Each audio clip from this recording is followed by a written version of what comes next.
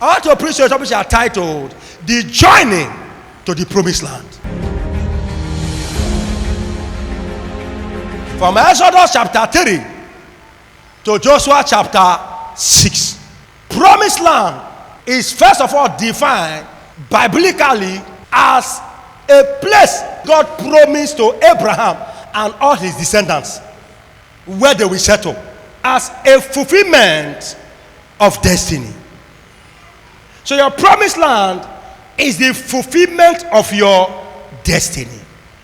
So whosoever that have been born by God, ordained with a purpose, has a journey. And if there is a journey, there is a destination.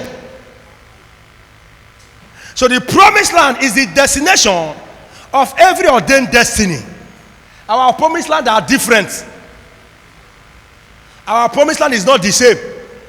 So if you are having revelation, be very sensitive. Be spiritually sensitive and sensible to be able to understand that our promised land are not the same. Don't compare yourself with anybody. The journey to promised land must start with a step. The first step to that journey is to first of all to be connected, to receive, to be identified, to recognize, to know the deliverer that God have created that will lead you to that promised land. Because the deliverer that will lead you is the GPR that knows the location. If you don't have any business with him, you will stop halfway. Moses is the man that God has created. That is the GPR. For if he has the information prophetically speaking with God, it means he knows the direction. If you are not connected to your own Moses, and you don't know your Moses, and you don't recognize your Moses, and you don't want to follow your Moses, and you don't want to obey your Moses, you will not be able to get there. Like I told you, even in Numbers chapter 14 verse 38, those who refused to obey Moses, they died, they didn't get there. It means that destiny died.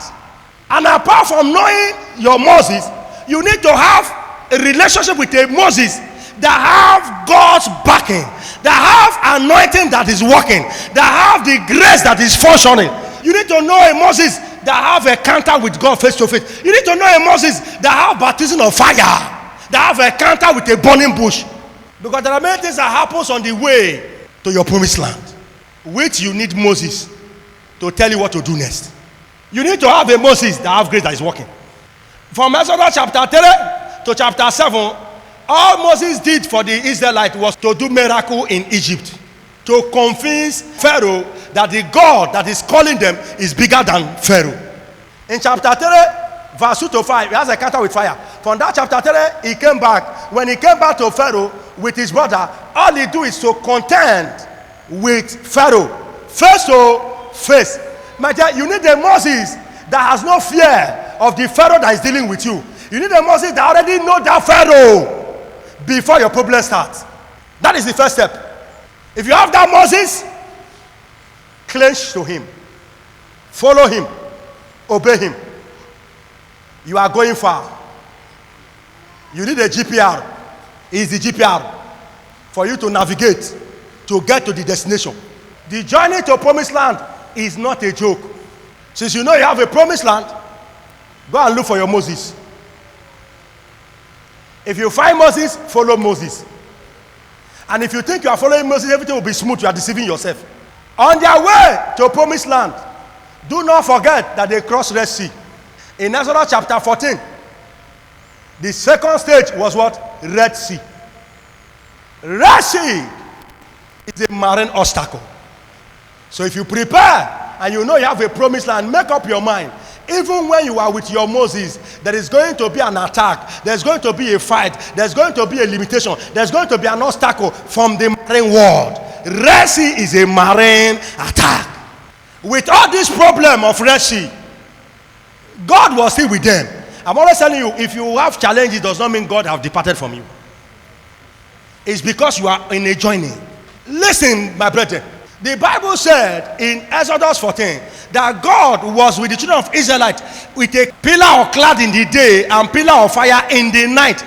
So even in the midst of that trouble, God was with them in a pillar of cloud in the day and pillar of fire in the night. But he was with them, but it did not stop the challenge, because he wanted them to pass through it. Because if you just get to the promised land just like that, you won't value it. You won't value anything. You will not value the prophet, you will not value God. He was with them in a pillar of cloud in the day. He was with them in a pillar of fire in the night. Yet they are challenged by Red Sea. Come and cross. Did the pillar of cloud in the day and pillar of fire in the night divide the Red Sea? No. They have to cry for help. God now talk with Moses. Moses the one who stretched the rod, not the pillar of cloud, not the pillar of fire. He stretched his Lord, which is his anointing, and divide the Red Sea for them to cross. There are some people said, I know I am anointed. You can be anointed. If you are not ordained Moses, you need a Moses. God can be with you. There is obstacle you cannot handle. You need what? A Moses. After they crossed the Red Sea, in Exodus chapter 16, they were hungry, nothing to eat. Tell your neighbor, no food. On your journey to Promiseland, sometimes you may be hungry. There is a time of famine. There is a time of difficulty. There is a time of hunger. You'll be hungry without fasting. They start to ask Moses, you could have left us in Egypt so that we'll be serving and we can even see food to eat. And Moses communicates with God. And God said, don't buy them. Tomorrow, I will rain food from heaven. And Moses came and told them, God is going to cook food in heaven and dish to us on earth. Behold, manna fell from heaven. Everybody picked food in the desert, not stained. Their clothes were not stained. Their body were not stained by dust. Let me tell you, when you are on this journey, you will see so many things, but yet God will preserve you. The earth in chapter 16, God cooked food from heaven and give to them. Listen, if you are intelligent, the God that is able to cook food from heaven and dish for people on earth, why couldn't he use the wind of angel, carry them at once and go and keep them in Promised Land? Does that not occur to you? If really he did not want you to learn lesson, he wants you to know some things. That's why he cannot just carry you and take you to Promised Land. If he can cook food from heaven and give you to eat in the wilderness, why can't he from heaven disappear the wilderness and send everybody to Promised Land? He has the power to do it.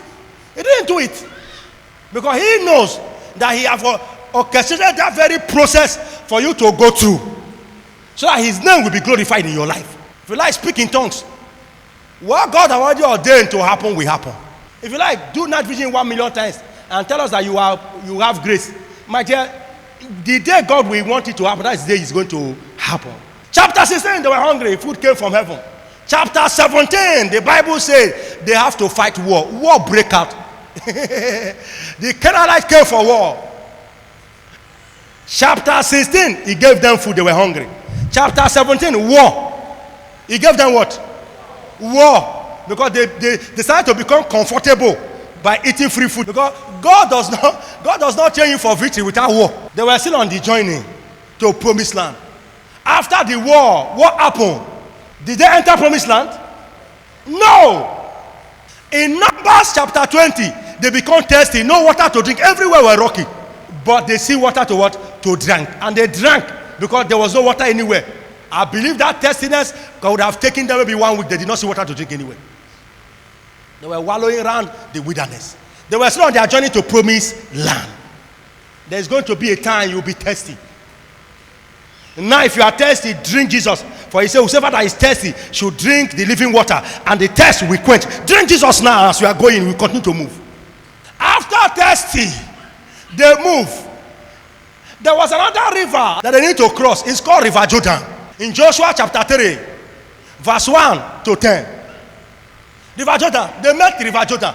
They need to now command the sea to dry up. And the River Jordan dry up, they went through it. And as we are going, some picked precious stones. So remember when they passed there. After Red Sea, there was another sea.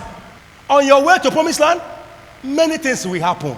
When you get to your Promised Land, you will now become more experienced because things that you went through. Because God does not give Promised Land to those who are not experienced. And your joining will be your experience. Is there any glory with that story? If you need to have a glory, you must finish the storyline. After River Jordan, they came into a place called Jericho. In Joshua chapter 6, they ended up in the center of a wall, and the wall caged them up. No way in, no way out. They were moving clockwise. No moving forward, no moving backward. No GPR, no direction anymore. They stuck there until they heard from God. And they received assistance from a harlot called Rahab. And they blew their trumpet. And the walls of Jericho fell flat before they continued the journey. Did they end there?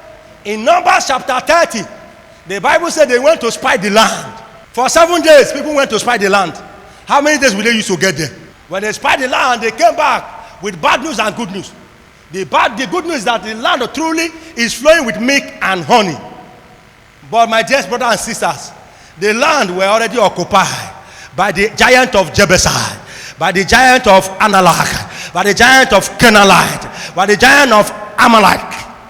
They were already saying that. And Caleb said, let us just go at once. We are well able to overcome them. They went into war again to displace those who are already occupying the promised land. That the promised land. Let me analyze something.